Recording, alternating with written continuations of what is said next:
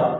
اس کے اندر لکھا ہوا ہے کہ جب کمپنی ہائر کی گئی ہے اس کے اندر 25 انجینئر ہیں اور پی سی سائن کرتی ہے, لائسنس دیتی ہے, یہ ثبوت ہوتا ہے اس گورنمنٹ کانٹریکٹ میں کہ واقعی 25 انجینئر ہیں.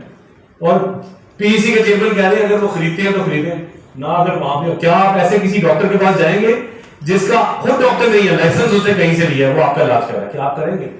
تو آپ کیسے اس جہاز میں بیٹھ سکتے ہیں جس کو سائن جس انجینئر نے کیا, انجینئر نے اس کا لائسنس خریدا ہوا, یا ایسے پل سے آپ گزرنے کو تیار ہے, یا ایسے ڈیم کے پاس آپ کا گھر آپ تیار ہے؟ مسائل صرف یہاں تک نہیں ہے, مسائل ایجنٹ مافیا کے علاوہ پی سی کے اندر بھی آ گئے. اور یہ وہ کیسز ہیں جو ایف آئی اے کے رپورٹڈ ہیں, پی سی کے امپلائی شامل ہیں اس کے اندر. پی سی ادارے کے خلاف بات نہیں ہے, کچھ انڈیویجولز کے خلاف بات ہے.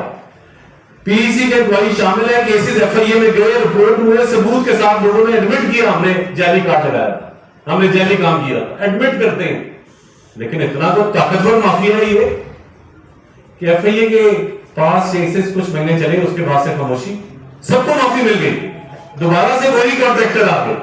میں بار بار کہتا ہوں ہر کانٹریکٹر نہیں لیکن بہت سے کانٹریکٹر یہ کام کرتے ہیں, وہ دوبارہ معافی مل گئی, وہی کانٹریکٹر پھر آ گئے, یہ سب کچھ ریکارڈ میں موجود ہے. وہ پھر آ گئے اور پھر انہوں نے سیل پرچیز شروع کر دی, اور جن امپلائیز نے کام کیا تھا ان کو پھر ریسٹور کر لیا گیا جاب پہ کہ چلو پھر بیچو کام.